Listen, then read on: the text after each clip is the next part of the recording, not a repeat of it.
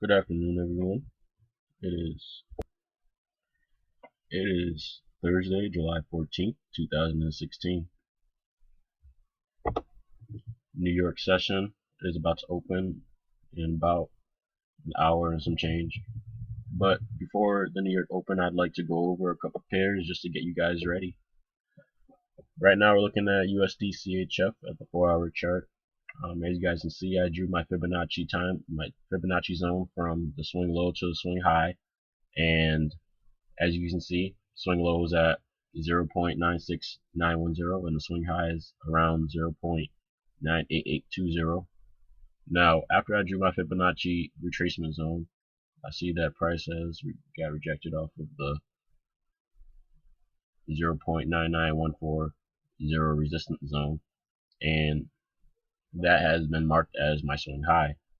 I have a custom indicator right here called the ADR, also means the average directional range. A lot of my students in my Forex mastery course actually gets access to this and gets to learn how to utilize this tool to their best edge. But basically what it does is it breaks down and shows the market movements for the day. It's called the average directional range. So as you guys see, the market moves on average 68 pips a day. There's 61 pips until the market gets to this high and 19 pips until the market gets to the low of the day. So that just outlines the sentiment of the market for me and gives me a better idea as to where I am in the market. You know, sometimes you may just hop up in a trade during market hours and not know exactly how long it's moved since, you know, the market opened and closed, and you know, this is just a really handy tool. But right now the ADR has shown that the majority of the market is currently bearish, and I actually had marked this chart up from a couple days ago, and this is why I'm making the video on it now, because my signal has been set and my strategy indicates that I should be taking a short now. As you guys can see, it just breached below the 38.2 Fibonacci zone, and I also have a red horizontal line right here indicating that that is a major support zone. It was previous resistance. As you guys can see right here, there's a huge cluster of volume and a lot of indecision in that zone. And there's also, as you can see, it got rejected, made an area of support. There's an area of resistance right there. Third time, it didn't break the resistance until its third attempt at it. So its third attempt at it, it broke through. Looks like it's having a pullback. And right now, if it was a valid long, it would not be retesting the 38.2 support zone. It was previous resistance. Just remember, previous resistance always becomes new support, vice versa. So previous support always becomes new resistance as well. So as you guys can see on the 4-hour chart, price is dropping, but I'm gonna go down a time frame so we can actually see a lot more activity going on.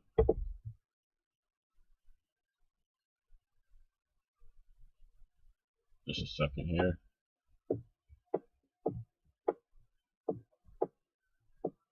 Here we go. I really wish there was a tool that helps me shift the chart all the way to the end. There you go. Alright, so this is the 15-minute chart. Breaks the bars down, shows a lot more detail in the candlestick. So as you guys can see, it has breached the 0.98017 support zone. Previous resistance and new support. I'm going to zoom out to show you guys what my risk reward for this trade is going to be. Make it as clear as possible for you. Alright, so let's start off with my stop loss. Before you enter any trade, you should always define your stops, because you should always know how much money you're risking, or you should be comfortable with the amount of money you may potentially lose before every trade. It's part of trading. You will lose, you will have losses, and that's why I always push that everyone should have a stop loss and take profit already clearly defined before they take any trade or even look at any of my signals. So now I'm going to go back, and I have 110 pip stop loss. As you guys can see, it's a little bit above my 0 Fibonacci zone, which is also the current market high. Confluences that will help strengthen my opinion on this is the fact that the ADR high is up at that zone. The Fibonacci swing high is also up at that zone, and that's just enough confluence for me as a trader to know that once the market goes beyond that point, I should be out of my short. I'm wrong.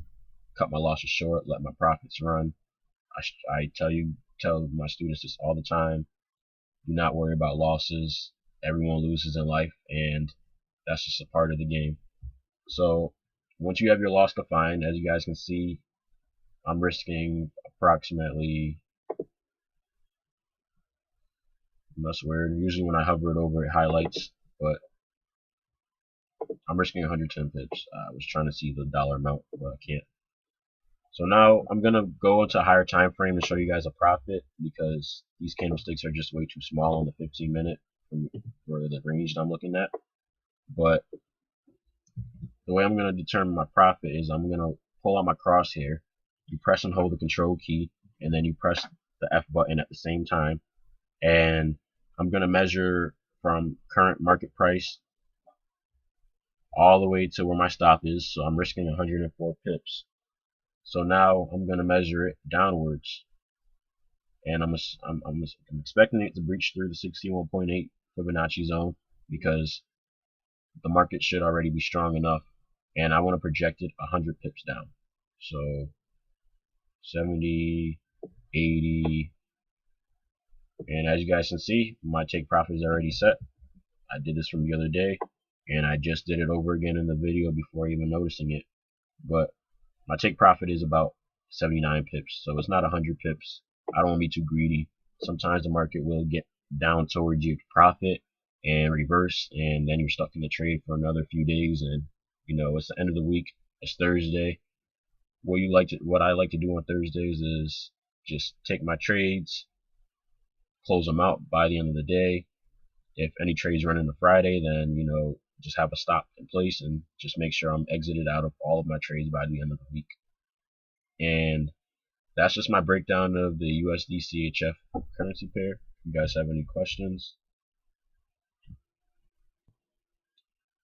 any questions, please contact me at forexcapitalmanagement@gmail.com, or contact me via WhatsApp at +1-860-759-3387, and I will get back to you as soon as possible. Thank you, and you guys have a great trading day.